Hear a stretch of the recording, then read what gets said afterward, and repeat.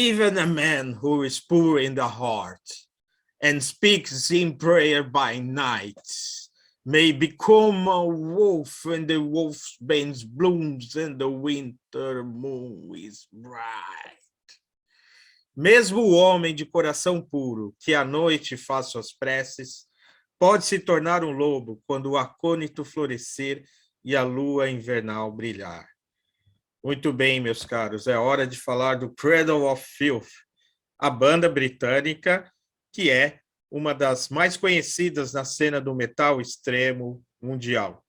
Uma banda que começou como uma banda de black metal, que veio junto com a segunda onda do black metal, que invadiu o norte da Europa no início dos anos 90, e uma banda que é bastante controversa por conta dos seus floreios com a música pop. É hora, então, de avaliar toda a discografia do Cradle of Filth. Muito bem. Ao contrário de outros episódios, eu não vou falar tanto da história da banda, da mudança de formação, porque, de fato, o Cradle of Filth, embora tenha sempre se apresentado como banda, tem na figura do seu letrista, né, e vocalista, o frontman Danny Filth, a figura principal, o único que se manteve em todos os discos de estúdio, desde o primeiro, lançado em 94, o The Principle of Evil Made Flesh, até o mais recente, lançado ano passado, Existence is Futile, lançado em 2021. Nesses 13 discos, o único músico sempre presente é o Danny Filth, né? Houve muitas mudanças, né? E eu vou falar um pouco de alguns dos músicos que passaram pela banda, mas não de todos, né? Então, vou falar da discografia em geral, que se estende aí por todos esses anos em que a banda está na ativa, ou seja, há mais de 30 anos, né? Tendo em vista que a banda foi fundada ali em 1991, né? Lançou um primeiro EP em 1992, foi lançado, chamado Total Fucking Darkness, né? E o seu primeiro álbum de estúdio em 94, The Principle of Evil Made Flesh. Muito bem, dos 13 álbuns de estúdio do Cradle of Filth, aquele que eu considero o mais fraquinho é esse aqui, Manticore, de 2012, né? É um disco que não contém tanta inspiração musical, não tem não tem nenhuma faixa assim que seja extremamente memorável, não tem partes orquestradas ou riffs de guitarra que sejam marcantes, embora a composição, a ideia geral das letras, como sempre, é bastante interessante. De fato, Danny Filth é um grande leitor de diversas referências literárias e mesmo filosóficas que aparecem em suas letras, né, e nos encartes dos discos. E a história da Manticora, de fato, é uma história bastante interessante, uma história de uma figura mitológica, né, do Oriente Médio, que tem uma figura feminina, né? Por isso que a capa é muito bonita, né? Uma capa das mais bonitas da carreira da banda, mas musicalmente é um disco fraco, né? Medíocre, que não tem a mesma inspiração dos outros. A explicação talvez seja o fato de que, nessa época, a banda ela se restringiu a 3 membros oficiais, né? Além do Danny Filth, o guitarrista Paul Allender, que de fato foi um guitarrista que é um grande compositor e participou de vários discos importantes da banda, né? Ele está no primeiro disco, The Principle of Evil, depois ele sai e volta. E o baterista tcheco Martin Škarutka, né? Que é um baterista que tem uma técnica muito grande, mas é um baterista que não me agrada muito. Ele parece um robô, assim, e o modo como ele toca e como as produções desses últimos discos registram, né? É uma forma de bateria que não me agrada muito. Essa também é uma das razões pelas quais eu não gosto desse disco, e também não gosto tanto dos discos mais recentes da banda, do Cradle of Filth. Por isso, o disco que eu vou colocar em 12º lugar, depois do The Manticore and Other Horrors, é o disco de 2017, Cryptoriana, The Seductiveness of Decay, né? Cryptoriana, a sedutividade da decadência, né? Tem essa capa aqui, que é um clichê da banda, né? Tem algumas capas que são legais, mas há um clichê, sempre a figura feminina representada sangrando, né? É diferente do Cruelty and the Beast, aqui não se trata de uma mulher sangrando, mas de uma mulher tomando um banho de sangue, o que é bem diferente. Mas esse tipo de capa aqui eu acho de péssimo gosto.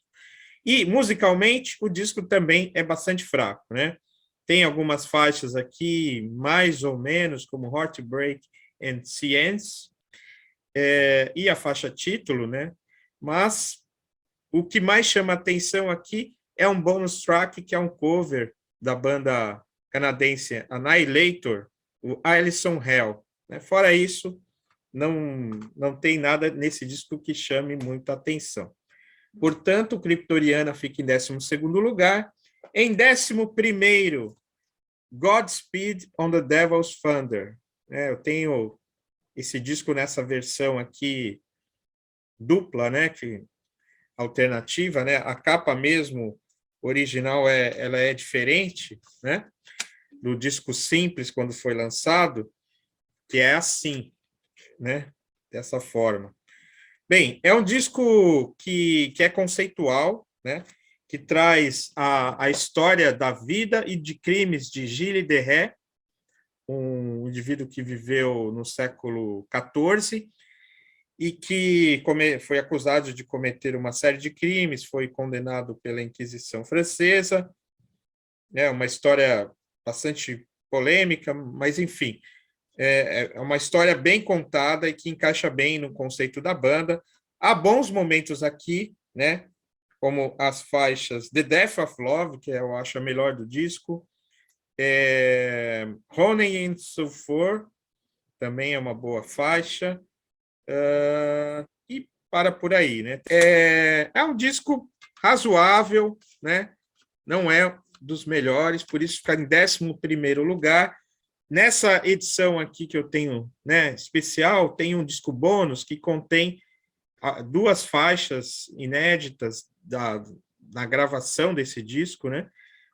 Um cover do Celtic Frost chamado Into the Crypto Race, algumas versões alternativas de The Death of Love, uma que inclusive se chama The Love of Death, e algumas outras faixas aqui que eu vou mencionar depois, que também foram publicadas numa edição especial do Pornography de 2006.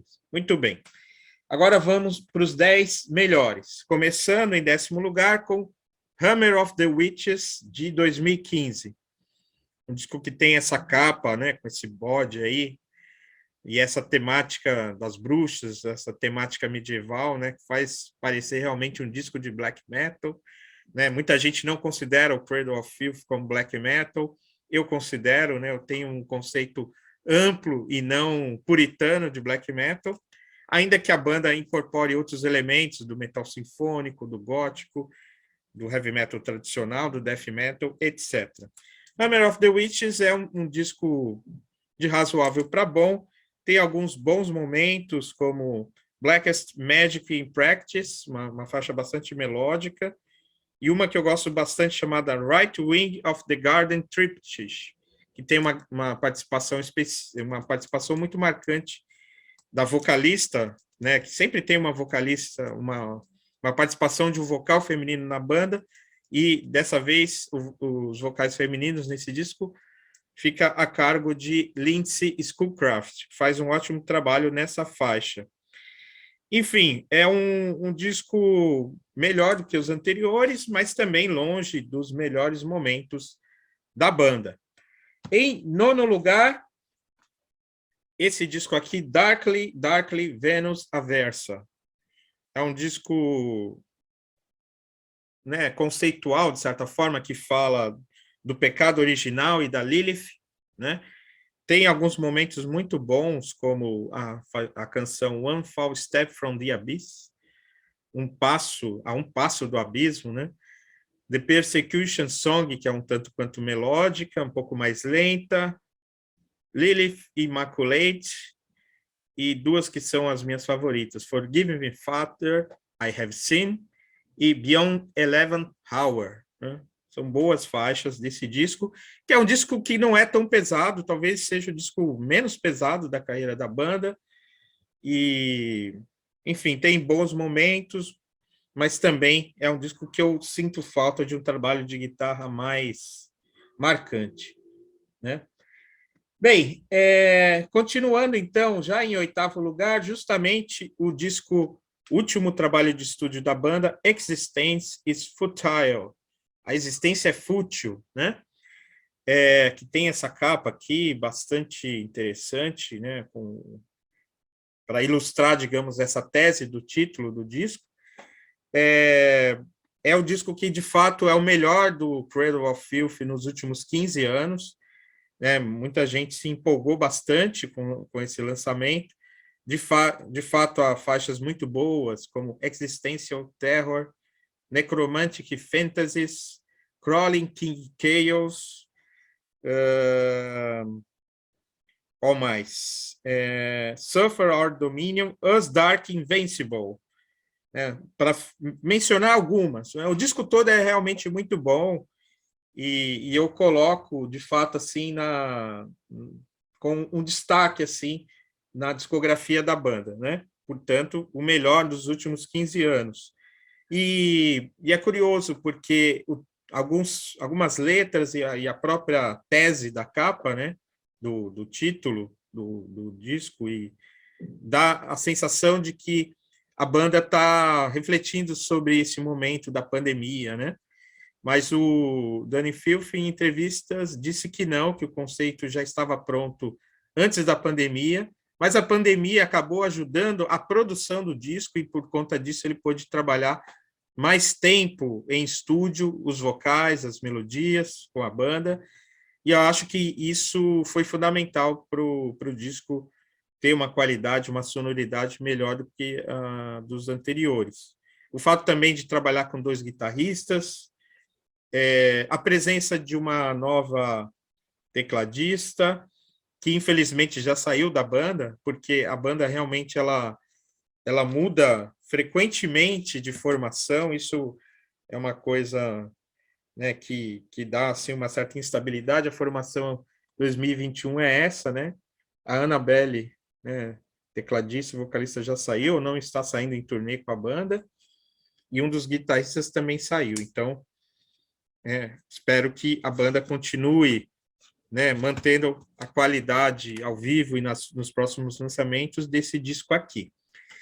E em sétimo, Damnation in a Day 2003, um álbum de 2003, que foi o único álbum lançado pela Sony, né, no contrato que a banda assinou, né, tendo alcançado então uma fama, uma notoriedade, né, dificilmente uma banda de metal extremo assina com uma grande gravadora. O Cradle of Filth conseguiu isso, de fato, no início dos anos 2000, a banda estava em bastante evidência, e lançou esse disco, que é um disco conceitual, que fala da criação, né? E tem a inspiração no livro, no conto da criação do John Milton, O Paraíso Perdido, né? Que é um clássico também da literatura que a gente hoje chama de gótica, né? Muito bem. Então, esse disco, ele é um disco complexo, com participação de orquestra, de corais, um disco longo, com canções assim que exigem, né, de quem está ouvindo uma atenção assim para conseguir sacar o que está acontecendo, arranjos muito complexos, mas eu gosto, né, especialmente de algumas faixas. A primeira, The Promise of Fever, é muito boa.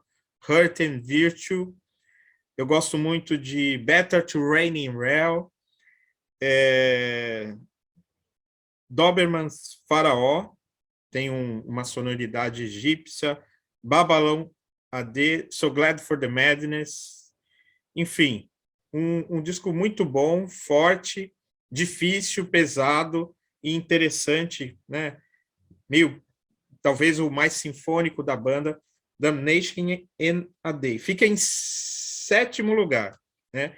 E agora sim, o Pornography de 2006, esse que anteriormente ao Existences Futile, eu achava assim o melhor, o último grande lançamento da banda, né? E foi lançado em 2006, como eu disse. É um disco que muita gente torceu o nariz, porque tem algumas faixas com vocal mais limpo do Danny Filth, menos rasgado, menos aquela característica do Pato Donald, né, que o identifica, especialmente na faixa The Fetus of a New Day Kicking, né, que foi também uma das faixas trabalhadas nesse disco por conta de um clipe. Tem a participação do Vili Valo, do Rim, na faixa The Bionic Man. E aí, por conta disso, muita gente, né, como eu disse, não gosta tanto desse disco, mas eu acho ele muito bom. Ele é muito bem produzido, a sonoridade é ótima. Foi produzido pelo Robbie Cadiano, guitarrista do Volbeat, ex-Anthrax. E tem faixas assim que eu acho fantásticas, bastante cativantes, como Tonight in Flames, Libertina Green, I Am the Form, Cemetery in Sandal, que eu acho que é uma faixa assim sensacional, que poderia ser uma faixa lá Paradise Lost, muito boa, né? Um gothic rock assim. Rise of the Pentagram, uma música instrumental composta pelo Paul Allender. Eu gosto muito de Love Sick for Me, né, que tem umas passagens de baixo, assim, umas linhas de baixo sensacionais. Under Hunter's Moon, e um cover, né, de uma música pop chamada Temptation, né? Isso é uma característica bem interessante, né? Bem, é assim, né? Pornography, então, fica em 6º lugar. Em 5º lugar, né? Iniciando aí a lista dos 5 melhores discos da banda, The Principle of Evil Made Flesh, né? Não poderia colocar esse disco senão entre os melhores, porque é um disco, né? É o disco em que a banda realmente pode ser afirmada, identificada como uma banda de black metal, né? Basta ver o visual aqui, né? Algo mais true, digamos assim, né? E de fato, quem é mais true gosta mais desse álbum. Álbum que contém grandes faixas, né? Claro, a produção ela é bem diferente dos discos seguintes, né? É menos profissional, é mais amadora, mas a composição e a identidade da banda já está aqui, né? Em faixas bastante conhecidas e ainda hoje tocadas pela banda ao vivo, como The Principle of Evil Made Flesh, né? Faixa título. The Forest Whispers My Name, que depois foi regravada e lançada no EP The Empire. The Black Goddess Rise, que também foi regravada, assim como Summer Dying Fest. Enfim, um disco muito bacana. 2 curiosidades sobre esse disco, né? Já nesse disco aparece algo que aparece em muitos dos discos do Cradle of Filth, que são citações literárias e filosóficas bastante eruditas. E aqui é uma citação do Hegel, vejam só. Ainda que a citação seja completamente fora do contexto e de uma forma que eu acho até bastante controversa, mas não vou entrar nesses detalhes, né? Aqui está a banda na formação do primeiro disco, né? Com o destaque para o baterista Nicholas Barker, né? Que depois foi para o Dimmu Borgir, né? Com baterista lendário. Né, tá aqui o Paul Allender, que sai da banda, né? Não participa dos álbuns seguintes, depois volta no Medium de 2000. Enfim, esses são alguns dos detalhes desse primeiro disco do Cradle of Filth, The Principle of Evil Made Flesh, 1994. Fica na minha discografia em 5º lugar. Em 4º lugar, o disco Nymphetamine, de 2004. O disco de 2004, Nymphetamine, que muito por causa da faixa título, né, que é uma faixa que se tornou bastante conhecida, né, uma faixa que toca em balada gótica, né, lá no Madame Satã, por exemplo.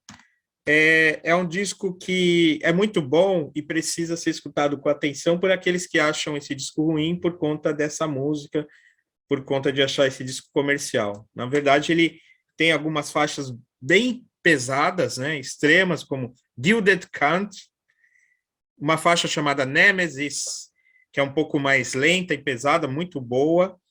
Também uma faixa mais lenta, Absinthe with Faust. Tem uma faixa que eu considero sensacional e que é bastante pesada e que soa, né, bem o começo ali da segunda onda do black metal, chamada Mother of Abominations. Bastante pesada e densa, vale muito a pena. Enfim, eu acho esse disco muito bom, né? A musicalidade, né? A banda estava no auge, com uma formação, talvez tenha sido a ideal, com dois guitarristas, um grande baixista, um tecladista, enfim. Eu gosto do Cradle of Filth desse período, né, até metade dos anos 2000. Bem, agora os três melhores. Terceiro lugar, Median, ano 2000. Né? Nós temos aí a inspiração desse disco, apesar da aura assim, muito presente do H.P. Lovecraft, né? Que, né, como um autor, talvez seja a grande inspiração da banda e desse visual grotesco presente nas capas, nos shows e no visual da banda, né? A inspiração para esse disco, segundo o Danny Filth, é o autor Clive Barker, né, um autor inglês, né, que, enfim, tem uma obra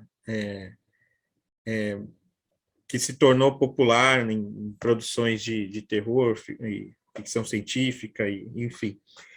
E esse disco, né, tem faixas muito boas, né, Cthulhu Down, né, justamente a referência aí ao H.P. Lovecraft, Saffron's Curse, que é uma das minhas favoritas, Death Magic for Adepts tem uma letra sensacional, Lord Abortion, a letra mais pesada, tem uma faixa chamada Amor e Morte, né, tem muita coisa em torno da necrofilia nesse disco, né, é uma temática da banda, né, como se pode ver também na capa desse disco, e tem a canção Hair Ghost in the Fog, que é uma das mais conhecidas da banda, né? Que é introduzida por uma canção instrumental chamada Creatures That Kiss in Cold Mirrors, que é belíssimo. Enfim, um grande disco, Median, ano 2000, do Cradle of Filth. Agora, os melhores.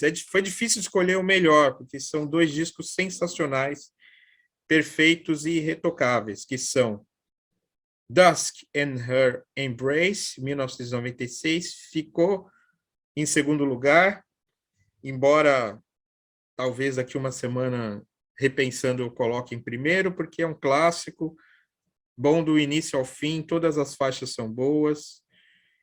Eu gosto muito da Heaven Torn Asunder, Funeral in Carpathia, A Gothic Romance, Malice Through the Looking Glass, faixa título, Beauty Slept in Sodom e Haunted Shores, que contém até uma participação de uma narração do Cronos, do Venom. Então, um disco sensacional. A banda lançou há alguns anos uma versão de uma gravação anterior desse disco, chamada Dusk in Her Embrace Original Sin, que eu não tenho aqui, mas pretendo adquirir e ouvir para perceber as diferenças. Mas, em primeiro lugar, fica assim, como já era de se esperar, né? Para quem percebeu ali atrás, a capa do disco em vinil, Cruelty and the Beast, de 1998. Eu tenho essa versão aqui diferente, com essa capa, né, da Condessa aqui se servindo, né, de uma taça de vinho, né, de vinho tinto, mas não de uva, e sim de sangue, como é a lenda, né?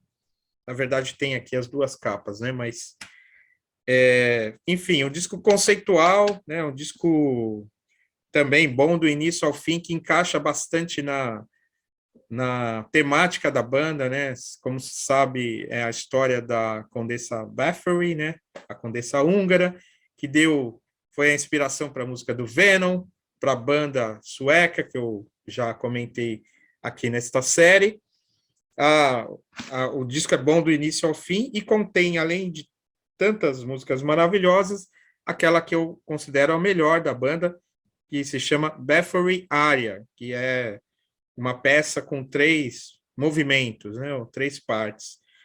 Enfim, é o melhor disco da banda. A banda mesmo, quando o disco foi lançado, ela não gostou da produção, achou que tinha uma sonoridade estranha. Realmente, a bateria ela tem uma sonoridade diferente, né? Mas que talvez dê um toque especial a esse disco, porque nós não temos aquela bateria assim que preenche, né, e não deixa ouvir os outros instrumentos, como tem sido o caso dos últimos discos, né? E essa produção, no entanto, foi criticada pela banda, tanto que a banda remixou o álbum e fez um novo lançamento há alguns anos atrás, que eu também não conheço ainda. A produção do álbum foi novamente do J.P. Genkel, né, que foi o produtor também do álbum Telly, do Therion, guitarrista do Lacrimosa. Mas, enfim, eu gosto muito desse disco e, apesar dos pesares, a banda também reconhece esse como o melhor trabalho, né, que ela lançou. Muito bem, então foram esses os comentários, né, a discografia do Cradle of Filth, né, os 13 discos aí ranqueados. Vale a pena mencionar rapidamente, né, os EPs, porque os EPs, de certa forma, eles completam a discografia da banda na medida em que há muitas canções que são muito importantes e que são, inclusive, executadas até hoje nos shows da banda e que são canções que só foram lançadas em EP, não chegaram a ser lançadas num disco completo, né? Então, vamos começar falando justamente de The Empire, que foi o segundo lançamento da banda. Foi lançado em 96. Depois do lançamento do The Principle of Evil, né, teve o Empire e depois o Dusk and Her Embrace. Né? E esse disco ele contém a regravação de The Forest Whispers My Name, e entre algumas outras faixas interessantes, como Ebony Dressed for Sunset, a faixa Queen of Winter Throne, que é justamente, né, que tem aquela introdução que foi aquele texto que eu li no início, e que é também uma das melhores faixas que a banda já criou, uma faixa também longa, 10 minutos, com um grande trabalho de vocal do Danny Filth, enfim, vale muito a pena, então, conhecer esse disco aqui. Bem, um outro EP bastante conhecido é From the Cradle to Enslave, de 1999. Foi lançado depois do Cruelty and the Beast, né? Teve um clipe e é o hit da banda. A banda sempre termina os seus shows com essa música. Então, é uma grande referência, né, na carreira da banda. Um outro disco que é praticamente um disco longo, né, mas que, na verdade, é um EP, porque contém covers e regravações, e apenas 4 faixas inéditas, é esse aqui, Bittersweet to Succubee, lançado em 2001. Eu gosto muito da faixa All Hope in Eclipse e Suicide and Other Comforts, né?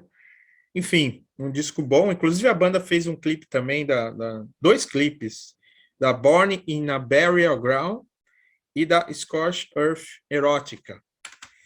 Bem, um outro lançamento de EP, né? Esse aqui, em 2011, Evermore Darkly, né? que sucedeu o lançamento do Darkly Venus Aversa, e contém uma outra faixa inédita, algumas versões alternativas de algumas canções do Venus Aversa, né? E contém como bônus também um DVD que tem um documentário que acompanha a banda na turnê da época e um show na Bélgica em 2011. Muito bem, e aí também vale a pena mencionar uma compilação chamada Midnight in the Labyrinth, que é uma compilação orquestral, né, em que a banda aqui não tem guitarra nem bateria, só tem teclado e voz, né? São dois CDs, um deles contém a narração de algumas faixas, né? Faixas clássicas do Cradle of Filth, como se fosse uma espécie de trilha sonora, e o outro CD contém apenas o áudio, né? Sem a narrativa, sem as vozes, no caso do Danny Filth, e da Sarah Jezebel Diva, né? Que é, de fato, de todas as cantoras que passaram pela banda, ela é a mais marcante, né? Ela depois deixou o Cradle of Filth, participou de outras bandas, como Therion, e seguiu uma carreira solo. Até tem um disco dela aqui. Bem, também tem esse lançamento ao vivo, Eleven Burial Masses, um show da época ali do Medium. Temos 2 DVDs, Heavy Left-Handed e Candid, que é esse mesmo show aqui, ao vivo em Nottingham, e Peace Through Superior Firepower, que tem um show em Paris, na época do Ninfetamine, né? 2006, por aí. 2004, 2005, por aí. Mas, enfim, foram esses, então, os meus comentários, e eu apresentei para vocês a minha coleção de discos do Cradle of Filth. Estamos chegando, enfim, na parte final desta série, faltam apenas 2 bandas, né? Bem, e eu vou falar de uma banda no próximo episódio, que é uma banda que tem tudo a ver com o Cradle of Filth, que, segundo o Danny Filth, foi, inclusive, a banda com quem o Cradle mais excursionou. São os portugueses do Moonspell. Então, antes de retornar para casa dessa viagem pela Europa, vamos fazer uma escala em Portugal e conhecer a discografia do Moonspell. Então, até o próximo episódio e até lá.